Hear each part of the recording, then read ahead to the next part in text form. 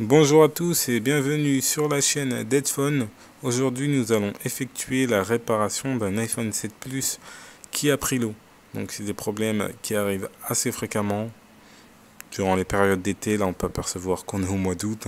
C'est vraiment les périodes en septembre. On a vraiment des retours au niveau d'oxydation de téléphone qui sont vraiment importants. Donc vous voyez le téléphone, l'eau a vraiment pénétré au niveau du bas. Vous voyez le haut-parleur ainsi que la partie du bas, tout a été immergé. La partie du haut, on n'a pas de traces d'oxydation. La désoxydation, elle a déjà été effectuée d'après les clients dans un autre centre de réparation, mais sans succès. On a le tactile qui répond pas. Avec le changement d'un écran, ça fonctionne parfaitement, mais on a vous voyez, toute la partie du tactile de l'écran qui ne fonctionne plus. On a une partie de l'écran du rétroéclairage qui ne fonctionne plus. Donc on peut apercevoir qu'on a un petit trou au niveau du connecteur LCD. C'est ce qui cause le problème du rétroéclairage, car le tactile fonctionne parfaitement. Vous voyez, lorsqu'on zoome, on peut apercevoir qu'on a une partie vraiment qui est manquante. C'est vraiment, même les pistes, elles sont, elle est arrachée la piste. Vous voyez, elle a vraiment cramé à cet endroit-là, ainsi que sur l'écran. Parce que nous on a testé un nouvel écran, justement on va le tester, mais rien à y faire. Donc on va effectuer le remplacement du connecteur directement et recréer une piste, la piste qui a lâché. Donc vous pouvez apercevoir aussi sur l'écran, ça c'est le connecteur de l'écran. On peut apercevoir qu'il a bien cramé au même endroit, ce qui fait qu'on a plus de rétroéclairage sur l'écran et ça a endommagé en même temps la carte mère. Donc, on va effectuer le test avec un nouvel écran pour vérifier que tout fonctionne bien. Donc on connecte la nappe de notre backlight ainsi que la nappe du LCD. On va l'allumer afin d'effectuer le test. Un peu de temps à s'allumer. Une fois allumé, on peut apercevoir qu'on a la partie gauche du téléphone qui est pas très bien rétroéclairée, mais le tactile fonctionne bien quand même. Donc voilà, on a toute notre partie gauche, vous voyez, en noir. Et le tactile fonctionne parfaitement. Tous les autres tests sont fonctionnels, la caméra, vraiment, tout fonctionne. Donc, on va effectuer le test quand même du tactile, vérifier qu'il fonctionne bien. C'est ok. Donc, on va éteindre le téléphone et effectuer la réparation du connecteur du LCD. Alors, c'est de la micro-soudure. Donc, n'hésitez pas à nous contacter pour tous vos problèmes de micro-soudure. Vous pouvez trouver aussi sur notre chaîne, on a plein d'autres cas de type micro-soudure, problème tactile, problème rétroéclairage, problème de luminosité comme dans ce cas-là. Donc là, on a notre carte mère, un petit aperçu de la carte mère, c'est vraiment ce qui gère tout votre téléphone. Bon, grosso modo, c'est le moteur. Donc on va dessouder la partie du connecteur tactile. Vous voyez, toute cette partie-là. Avant ça, on va retirer toute la mousse autocollante qui se retrouve tout autour du connecteur, tout simplement car si jamais on chauffe, en fait elle risque de fondre et c'est pas bien. En fait, lorsqu'on va réinstaller une nouvelle pièce, on aura du mal à la mettre en place. On applique ensuite un peu de flux, on met tout ça en température avant de chauffer. Une fois la température de fusion atteinte, on va retirer notre connecteur délicatement. Donc voilà. En retirant le connecteur, on fait bien attention, on a d'autres composants tout autour du téléphone. On ne pas les abîmer. On va ensuite nettoyer toute la partie de la carte mère. Ouais, l'ancien éteint. La partie de carte mère, on nettoie tout proprement et délicatement. Une fois qu'on est prêt, on peut apercevoir qu'on a une piste en noir. Vous voyez, je vais vous mettre la carte mère bien droite.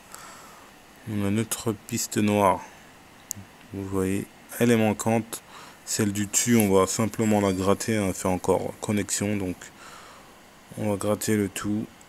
On va retirer la résine qui se situe tout autour des autres composants. Voilà, c'est parfait. Donc, notre piste, elle est arrachée. Donc, ce qu'on va effectuer, c'est qu'on va effectuer une petite greffe. Vous voyez, avec avec l'intensité a tout simplement cramé, donc ce qui fait qu'on n'a plus aucune piste. Donc on va gratter afin de récupérer un petit bout de piste qui se situe au deuxième niveau de la carte mère. Donc on nettoie le tout et on va effectuer une petite greffe à l'aide de notre petit fil de cuivre. Donc on applique un peu d'étain sur le point. Voilà, c'est vraiment minuscule et vraiment profond. Ensuite, on met en place notre petit bout de fil de cuivre. On le soude tout, on nettoie le tout. On va appliquer un petit masquage, c'est de la colle UV qu'on va mettre en place afin de maintenir notre petite greffe en place. Car lorsqu'on va chauffer, en fait, si elle n'est pas maintenue en place, elle aura tendance à se déplacer directement. Donc on l'applique. Ensuite, on va venir la durcir à l'aide de notre lampe à UV. Les rayons UV ils auront tendance à faire sécher la petite pâte. On va couper notre petit bout de cuivre. On va former une petite boucle afin de permettre de faire connexion entre la partie de la carte mère et de notre nouveau connecteur. Donc une fois que tout ça est en place, on rapplique encore un peu de colle UV, la même étape, à l'aide de la lampe et des rayons UV. On va sécher le tout. Une fois que le tout est sec, on va gratter, voilà. On peut apercevoir notre petite greffe. Alors vraiment elle est importante, c'est ça qui va venir faire connexion au niveau de notre nouveau connecteur et faire la liaison. Vous voyez, on a gratté un peu la piste du dessus, elle est un peu oxydée. Donc voilà, on est prêt. On va nettoyer le tout et réinstaller notre nouveau connecteur en place. Voilà, la greffe elle a été accomplie avec succès. On va effectuer 2-3 petits tests, vérifier qu'on a les bonnes continuités au niveau de nos pistes. On réapplique ensuite un peu de flux. On met en place notre nouveau connecteur. On va chauffer le tout afin de ressouder le connecteur. Donc on ressoude le tout, on chauffe à l'aide du générateur d'air chaud. Voilà. Une fois bien en place, on va ensuite laisser le tout refroidir. Ouais. On laisse le tout refroidir et on est prêt pour le test. Donc voici la carte mère. Une fois réparé, le connecteur changé, on va l'insérer directement sur notre châssis et effectuer le test. Une fois en place, on reconnecte le nouvel écran. C'est vraiment pour effectuer le test, on ne va pas installer toutes les vis. Donc on le rallume.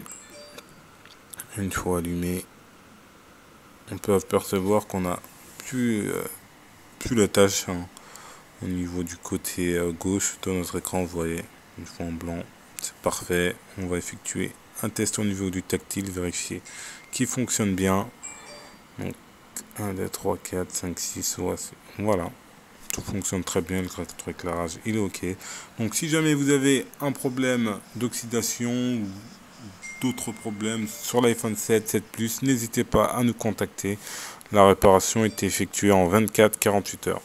Vous aurez en dessous de la vidéo, au niveau du descriptif, toutes les informations concernant notre site internet, comment nous contacter.